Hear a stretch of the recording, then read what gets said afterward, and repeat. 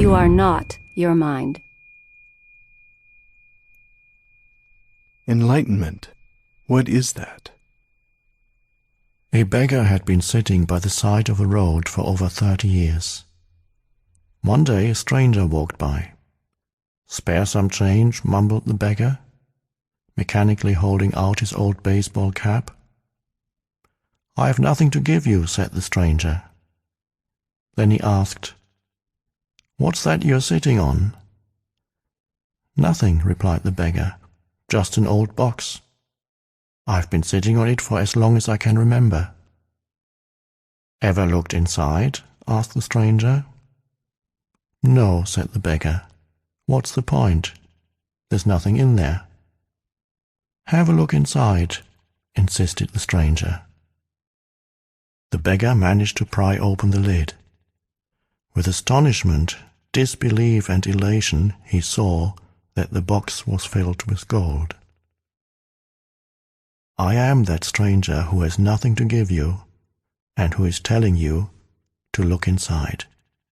Not inside any box, as in the parable, but somewhere even closer, inside yourself. "But I'm not a beggar," I can hear you say. Those who have not found their true wealth, which is the radiant joy of being and the deep, unshakable peace that comes with it, are beggars, even if they have great material wealth. They are looking outside for scraps of pleasure or fulfillment, for validation, security, or love, while they have a treasure within that not only includes all those things, but is infinitely greater than anything the world can offer. The word enlightenment conjures up the idea of some superhuman accomplishment, and the ego likes to keep it that way. But it is simply your natural state of felt oneness with being. It is a state of connectedness with something immeasurable and indestructible, something that, almost paradoxically, is essentially you and yet is much greater than you. It is finding your true nature beyond name and form. The inability to feel this connectedness gives rise to the illusion of separation from yourself and from the world around you. You then perceive yourself, consciously or unconsciously, as an isolated fragment. Fear arises, and conflict within and without becomes the norm. I love the Buddha's simple definition of enlightenment as the end of suffering. There's nothing superhuman in that, is there? Of course, as a definition, it is incomplete. It only tells you what enlightenment is not: no suffering. But what's left when there's no more suffering? The Buddha is silent on that, and his silence implies that you will have to find out for yourself. He uses a negative definition so that the mind cannot make it into something to believe in, or into a superhuman accomplishment, a goal that is impossible for you to attain. Despite this precaution, the majority of Buddhists still believe that enlightenment is for the Buddha, not for them, at least not in this lifetime. You used the word being. Can you explain what you mean by that? Being is the eternal, ever-present one life beyond the myriad forms of life that are subject to birth and death. However, being is not only beyond, but also deep within every form, as its innermost, invisible and indestructible essence. This means that it is accessible to you now as your own deepest self, your true nature. But don't seek to grasp it with your mind. Don't try to understand it. You can know it only when the mind is still. when you are present, when your attention is fully and intensely in the now, being can be felt, but it can never be understood mentally. To regain awareness of being and to abide in that state of feeling realization is enlightenment.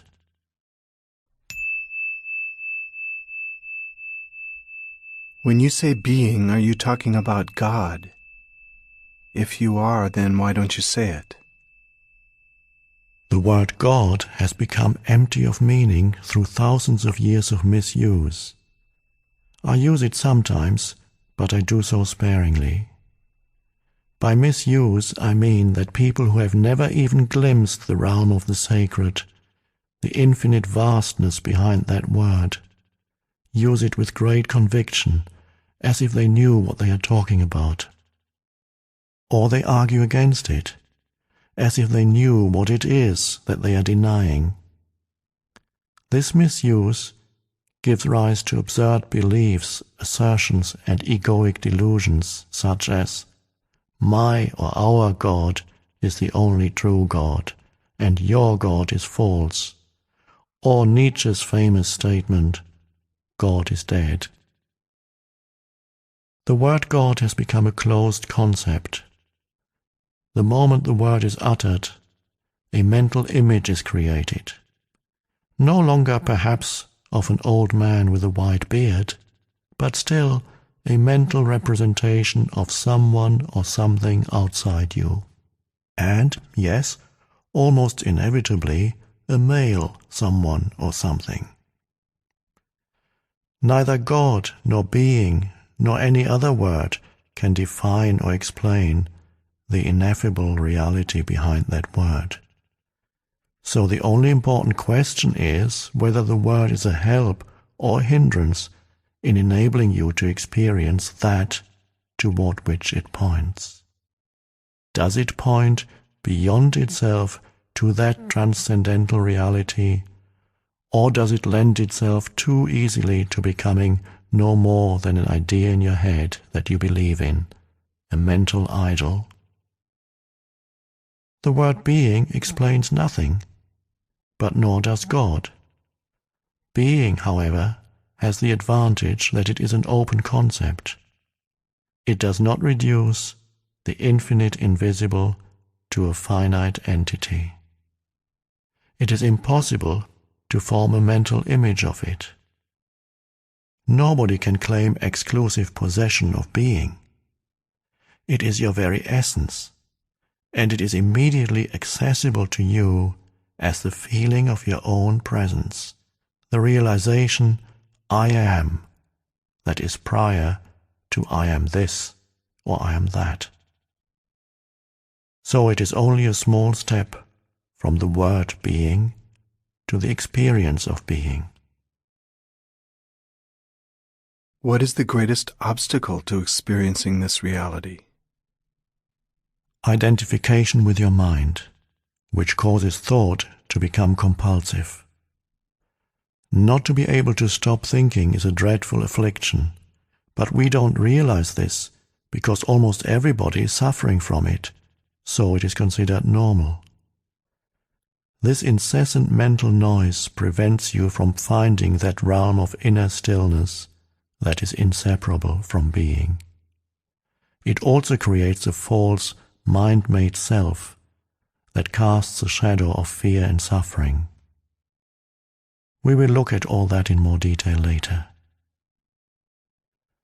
The philosopher Descartes believed that he had found the most fundamental truth when he made his famous statement, I think, therefore I am. He had, in fact, given expression to the most basic error, to equate thinking with being and identity with thinking. The compulsive thinker, which means almost everyone, lives in a state of apparent separateness, in an insanely complex world of continuous problems and conflict, a world that reflects the ever-increasing fragmentation of the mind. Enlightenment is a state of wholeness, of being at one and therefore at peace. At one with life in its manifested aspect, the world, as well as with your deepest self and life unmanifested. At one with being. Enlightenment is not only the end of suffering and of continuous conflict within and without, but also the end of the dreadful enslavement to incessant thinking. What an incredible liberation this is! Identification with your mind creates an opaque screen of concepts, labels, images, words, judgments, and definitions that blocks all true relationship. It comes between you and yourself, between you and your fellow man and woman, between you and nature, between you and God. It is this screen of thought that creates the illusion of separateness, the illusion that there is you and a totally separate other. You then forget the essential fact that, underneath the level of physical appearances and separate forms, you are one with all that is. By forget, I mean that you can no longer feel this oneness as self-evident reality. You may believe it to be true, but you no longer know it to be true. A belief may be comforting. Only through your own experience, however, does it become liberating. Thinking has become a disease. Disease happens when things get out of balance. For example, there's nothing wrong with cells dividing and multiplying in the body, but when this process continues in disregard of the total organism, cells proliferate and we have disease. The mind is a superb instrument if used rightly. Used wrongly, however, it becomes very destructive. To put it more accurately, it is not so much that you use your mind wrongly. You usually don't use it at all. It uses you. This is the disease. You believe that you are your mind. This is the delusion. The instrument has taken you over. I don't quite agree. It is true that I do a lot of aimless thinking like most people, but I can still choose to use my mind to get and accomplish things, and I do that all the time. Just because you can solve a crossword puzzle or build an atom bomb doesn't mean that you use your mind. Just as dogs love to chew bones, the mind loves to get its teeth into problems. That's why it does crossword puzzles and builds atom bombs. You have no interest in either. Let me ask you this. Can you be free of your mind whenever you want to? Have you found the off button? You mean stop thinking altogether? No, I can't, except maybe for a moment or two. Then the mind is using you. You are unconsciously identified with it, so you don't even know that you are its slave. It's almost as if you were possessed without knowing it, and so you take the possessing entity to be yourself. The beginning of freedom is the realization that you are not the possessing entity, the thinker. Knowing this enables you to observe the entity. The moment you start watching the thinker, a higher level of consciousness becomes activated. You then begin to realize that there is a vast realm of intelligence beyond thought, that thought is only a tiny aspect of that intelligence. You also realize that all the things that truly matter, beauty, love, creativity, joy, inner peace, arise from beyond the mind. You begin to awaken.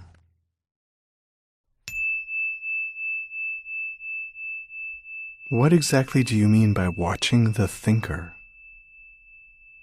When someone goes to the doctor and says, I hear a voice in my head, he or she will most likely be sent to a psychiatrist.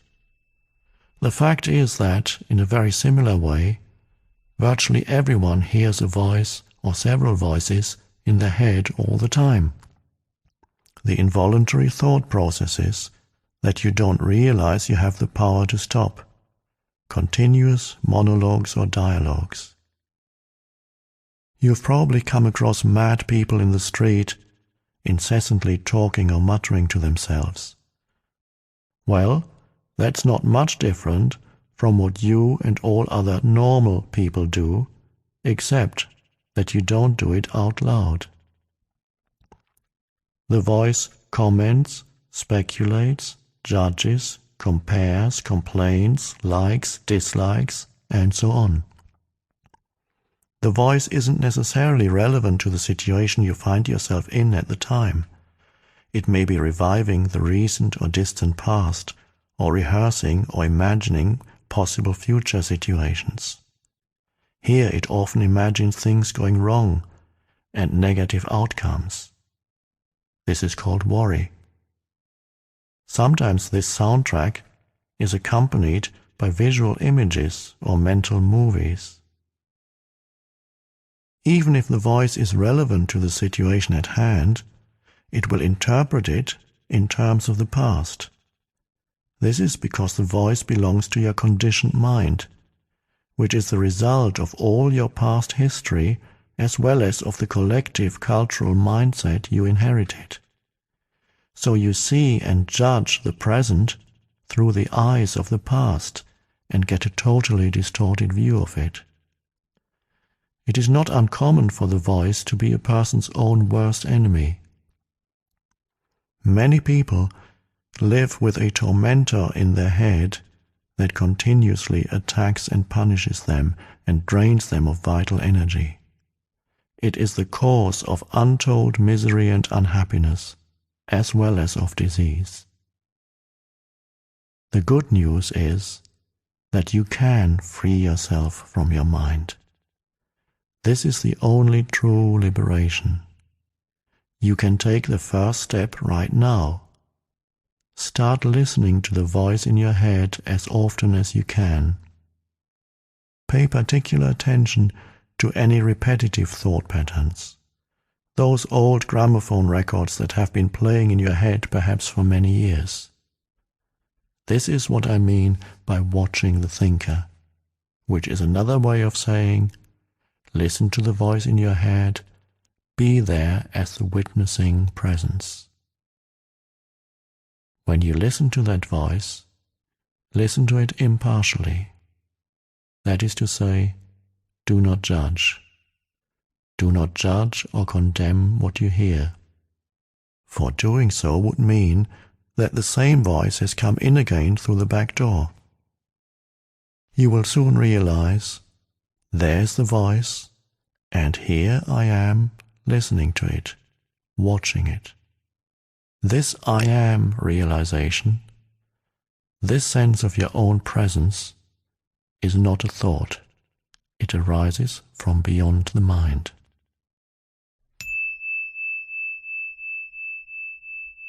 So, when you listen to a thought, you're aware not only of the thought, but also of yourself as the witness of the thought. A new dimension of consciousness has come in. As you listen to the thought, you feel a conscious presence, your deeper self, behind or underneath the thought, as it were. The thought then loses its power over you and quickly subsides, because you are no longer energizing the mind through identification with it. This is the beginning of the end of involuntary and compulsive thinking. When a thought subsides, you experience a discontinuity in the mental stream, a gap of no mind. At first, the gaps will be short, a few seconds perhaps, but gradually they will become longer. When these gaps occur, you feel a certain stillness and peace inside you. This is the beginning of your natural state of felt oneness with being, which is usually obscured by the mind. With practice, the sense of stillness and peace will deepen. In fact, there is no end to its depth. You will also feel a subtle emanation of joy arising from deep within, the joy of being. It is not a trance-like state, not at all. There is no loss of consciousness here. The opposite is the case. If the price of peace were a lowering of your consciousness, and the price of stillness a lack of vitality and alertness, then they would not be worth having. In this state of inner connectedness, you are much more alert, much more awake than in the mind-identified state. You are fully present. It also raises the vibrational frequency of the energy field that gives life to the physical body. As you go more deeply into this realm of no mind, as it is sometimes called in the East, you realize the state of pure consciousness.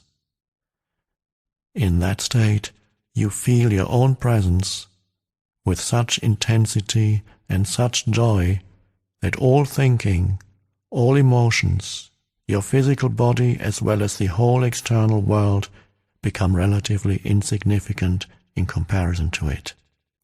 And yet, this is not a selfish, but a selfless state. It takes you beyond what you previously thought of as yourself. That presence is essentially you, and at the same time inconceivably greater than you. What I'm trying to convey here may sound paradoxical or even contradictory, but there's no other way that I can express it.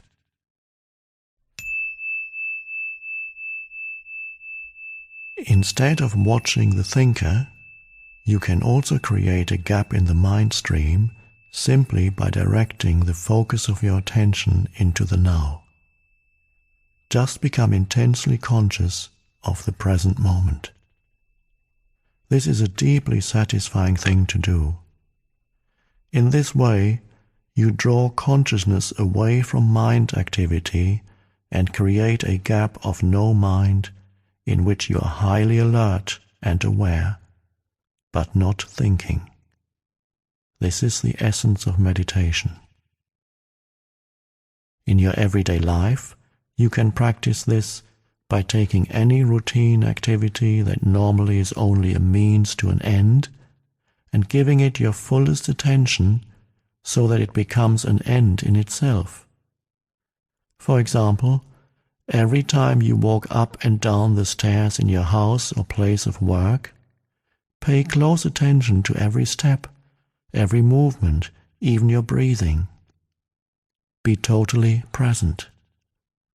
Or when you wash your hands, pay attention to all the sense perceptions associated with the activity, the sound and feel of the water, the movement of your hands, the scent of the soap, and so on.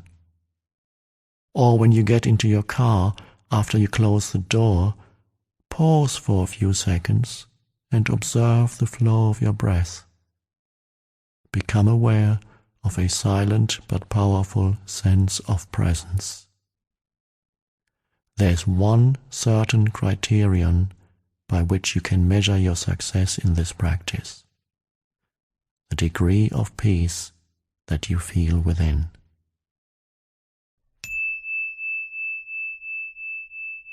So the single, most vital step on your journey towards enlightenment is this: learn to disidentify from your mind. Every time you create a gap in the stream of mind, the light of your consciousness grows stronger. One day, you may catch yourself smiling at the voice in your head, as you would smile at the antics of a child. This means that you no longer take the content of your mind all that seriously, as your sense of self does not depend on it. Isn't thinking essential in order to survive in this world? Your mind is an instrument, a tool. It is there to be used for a specific task, and when the task is completed, you lay it down. As it is, I would say about 80 to 90% of most people's thinking is not only repetitive and useless, but because of its dysfunctional and often negative nature, much of it is also harmful. Observe your mind and you will find this to be true. It causes a serious leakage of vital energy. This kind of compulsive thinking is actually an addiction. What characterizes an addiction? Quite simply this: you no longer feel that you have the choice to stop. It seems stronger than you. It also gives you a false sense of pleasure that invariably turns into pain. Why should we be addicted to thinking? Because you identified with it, which means that you derive your sense of self from the content and activity of your mind. Because you believe that you would cease to be if you stopped thinking. As you grow up, you form a mental image of who you are, based on your personal and cultural conditioning. We may call this phantom self the ego. It consists of mind activity and can only be kept going through constant thinking. The term ego means different things to different people, but when I use it here, it means a false self, created by unconscious identification with the mind. To the ego, the present moment hardly exists. Only past and future are considered important. This total reversal of the truth accounts for the fact that in the ego mode the mind is so dysfunctional. It is always concerned with keeping the past alive, because without it, who are you? It constantly projects itself into the future to ensure its continued survival and to seek some kind of release or fulfillment there. It says, one day, when this, that, or the other happens, I'm going to be okay, happy, at peace. Even when the ego seems to be concerned with the present, it is not the present that it sees. It misperceives it completely because it looks at it through the eyes of the past. Or it reduces the present to a means to an end that always lies in the mind-projected future. Observe your mind, and you'll see that this is how it works.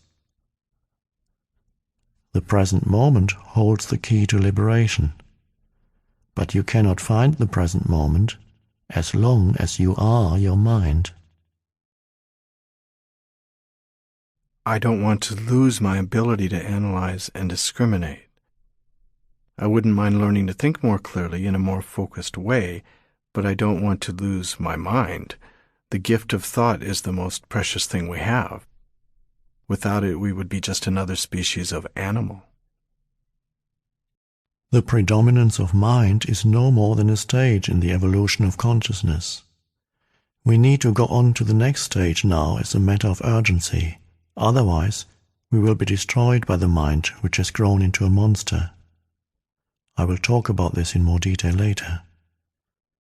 Thinking and consciousness are not synonymous. Thinking is only a small aspect of consciousness.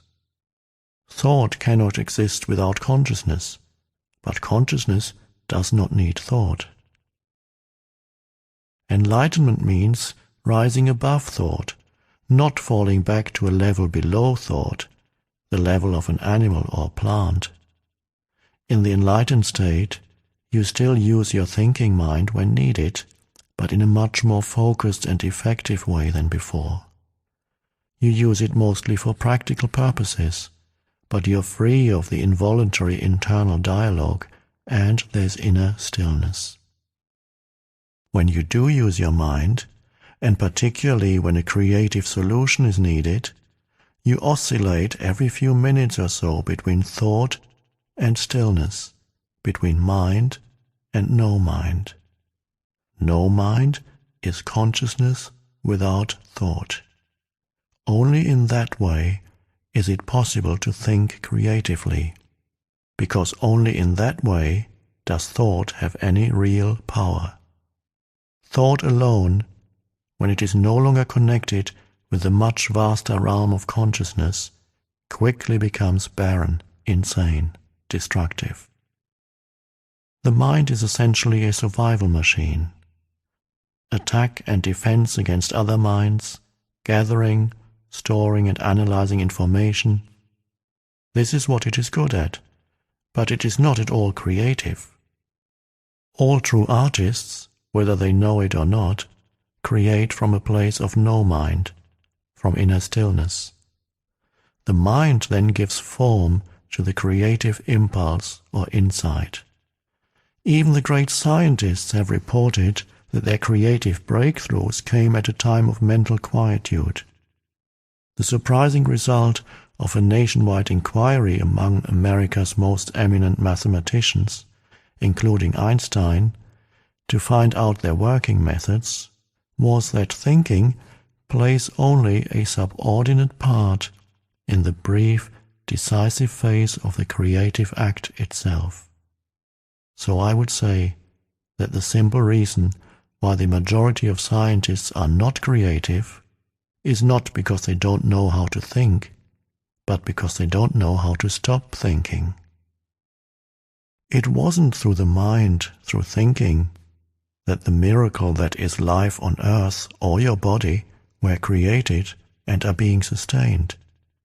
There is clearly an intelligence at work that is far greater than the mind. How can a single human cell measuring 1/1000th of an inch across contain instructions within its DNA that would fill 1,000 books of 600 pages each? The more we learn about the workings of the body, the more we realize just how vast is the intelligence at work within it and how little we know.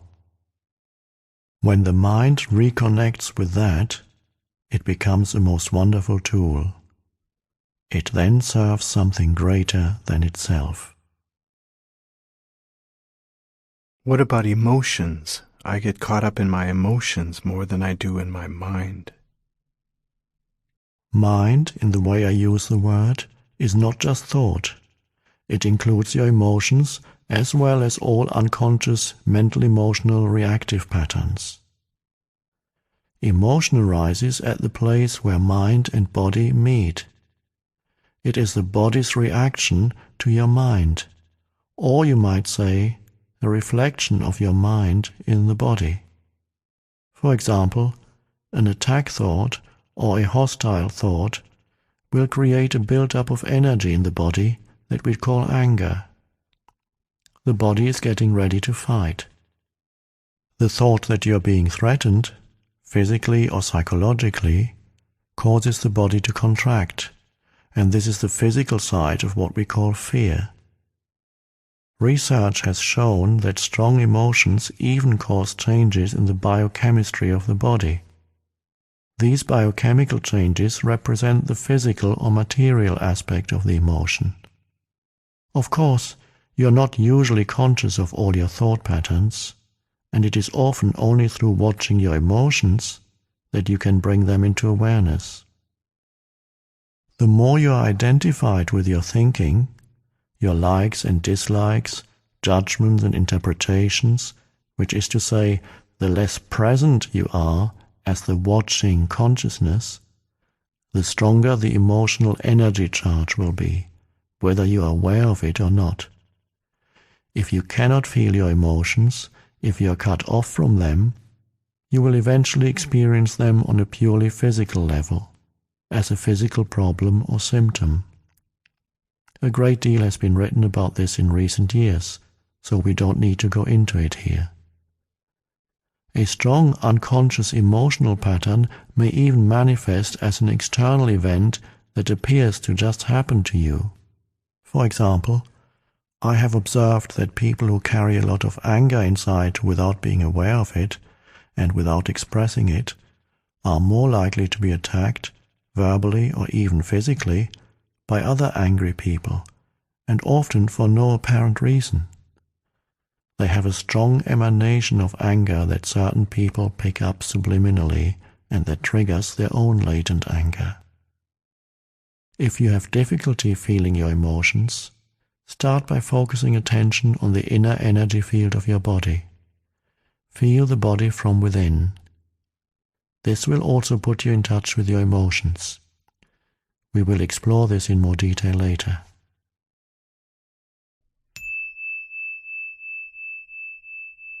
You say that an emotion is the mind's reflection in the body, but sometimes there is a conflict between the two.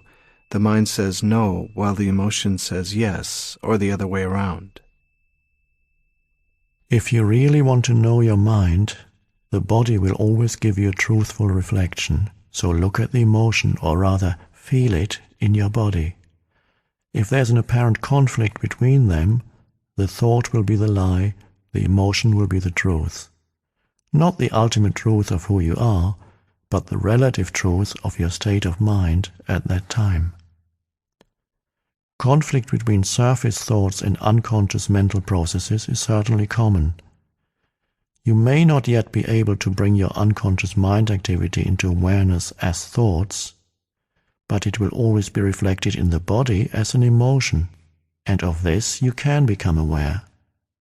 To watch an emotion in this way is basically the same as listening to or watching a thought, which I described earlier.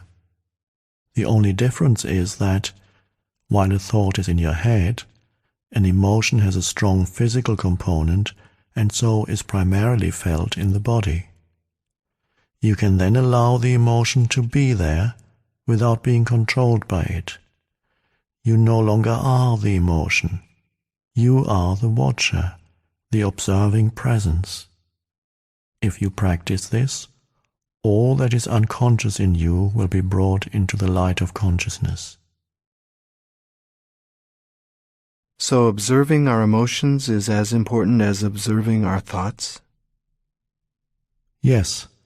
Make it a habit to ask yourself, what's going on inside me at this moment? That question will point you in the right direction. But don't analyze, just watch. Focus your attention within. Feel the energy of the emotion. If there's no emotion present, take your attention more deeply into the inner energy field of your body. It is the doorway into being.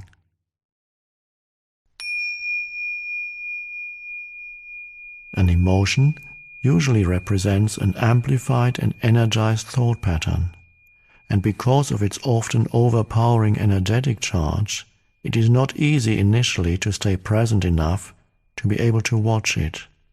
It wants to take you over, and it usually succeeds, unless there's enough presence in you. If you are pulled into unconscious identification with the emotion through lack of presence, which is normal, the emotion temporarily becomes you. Often a vicious circle builds up between your thinking and the emotion. They feed each other. The thought pattern creates a magnified reflection of itself in the form of an emotion, and the vibrational frequency of the emotion keeps feeding the original thought pattern. By dwelling mentally on the situation, event, or person that is the perceived cause of the emotion, the thought feeds energy to the emotion, which in turn energizes the thought pattern, and so on. Basically, all emotions are modifications of one primordial, undifferentiated emotion that has its origin in the loss of awareness of who you are beyond name and form. Because of its undifferentiated nature, it is hard to find a name that precisely describes this emotion. Fear comes close, but apart from a continuous sense of threat, it also includes a deep sense of abandonment and incompleteness. It may be best to use a term that is as undifferentiated as that basic emotion, and simply call it pain. One of the main tasks of the mind is to fight or remove that emotional pain, which is one of the reasons for its incessant activity. But all it can ever achieve is to cover it up temporarily. In fact, the harder the mind struggles to get rid of the pain, the greater the pain. The mind can never find the solution, nor can it afford to allow you to find the solution, because it is itself an intrinsic part of the problem. Imagine a chief of police trying to find an arsonist when the arsonist is the chief of police. You will not be free of that pain until you cease to derive your sense of self from identification with the mind, which is to say, from ego. The mind is then toppled from its place of power, and being reveals itself as your true nature. Yes, I know what you're going to ask. I was going to ask, what about positive emotions such as love and joy? They are inseparable from your natural state of inner connectedness with being. Glimpses of love and joy or brief moments of deep peace are possible whenever a gap occurs in the stream of thought. For most people, such gaps happen rarely and only accidentally, in moments when the mind is rendered speechless, sometimes triggered by great beauty, extreme physical exertion, or even great danger. Suddenly, there is inner stillness. And within that stillness, there is a subtle but intense joy. There is love. There is peace. Usually, such moments are short-lived, as the mind quickly resumes its noise-making activity that we call thinking. Love, joy, and peace cannot flourish until you have freed yourself from mind dominance. But they are not what I would call emotions. They lie beyond the emotions, on a much deeper level. So you need to become fully conscious of your emotions and be able to feel them before you can feel that which lies beyond them. Emotion literally means disturbance. The word comes from the Latin emovere, meaning to disturb. Love, joy, and peace are deep states of being, or rather, three aspects of the state of inner connectedness with being. As such, they have no opposite. This is because they arise from beyond the mind. Emotions, on the other hand, being part of the dualistic mind, are subject to the law of opposites. This simply means that you cannot have good without bad. So in the unenlightened, mind-identified condition, what is sometimes wrongly called joy is the usually short-lived pleasure side of the continuously alternating pain-pleasure cycle. Pleasure is always derived from something outside you, whereas joy arises from within. The very thing that gives you pleasure today will give you pain tomorrow, or it will leave you, so its absence will give you pain. And what is often referred to as love may be pleasurable and exciting for a while, but it is an addictive clinging, an extremely needy condition that can turn into its opposite at the flick of a switch. Many love relationships, after the initial euphoria has passed, actually oscillate between love and hate, attraction and attack. Real love doesn't make you suffer. How could it? It doesn't suddenly turn into hate, nor does real joy turn into pain. As I said, even before you are enlightened, before you have freed yourself from your mind, you may get glimpses of true joy, true love, or of a deep inner peace, still but vibrantly alive. These are aspects of your true nature, which is usually obscured by the mind. Even within a normal, addictive relationship, there can be moments when the presence of something more genuine, something incorruptible, can be felt. But they will only be glimpses, soon to be covered up again through mind interference. It may then seem that you had something very precious and lost it, or your mind may convince you that it was all an illusion anyway. The truth is that it wasn't an illusion, and you cannot lose it. It is part of your natural state, which can be obscured, but can never be destroyed by the mind. Even when the sky is heavily overcast, the sun hasn't disappeared. It is still there on the other side of the clouds. The Buddha says that pain or suffering arises through desire or craving, and that to be free of pain we need to cut the bonds of desire. All cravings are the mind seeking salvation or fulfillment in external things and in the future as a substitute for the joy of being. As long as I am my mind, I am those cravings, those needs, wants, attachments and aversions, and apart from them there is no I except as a mere possibility, an unfulfilled potential, a seed that has not yet sprouted. In that state, even my desire to become free or enlightened is just another craving for fulfillment or completion in the future. So don't seek to become free of desire or achieve enlightenment. Become present. Be there as the observer of the mind. Instead of quoting the Buddha, be the awakened one, which is what the word Buddha means. Humans have been in the grip of pain for eons, ever since they fell from the state of grace, entered the realm of time and mind and lost awareness of being. At that point, they started to perceive themselves as meaningless fragments in an alien universe, unconnected to the source and to each other. Pain is inevitable as long as you identify it with your mind, which is to say, as long as you are unconscious, spiritually speaking. I'm talking here primarily of emotional pain, which is also the main cause of physical pain and physical disease. Resentment, hatred, self-pity, guilt, anger, depression, jealousy, and so on, even the slightest irritation, are all forms of pain. And every pleasure or emotional high contains within itself the seed of pain, its inseparable opposite, which will manifest in time. Anybody who has ever taken drugs to get high will know that the high eventually turns into a low, that the pleasure turns into some form of pain.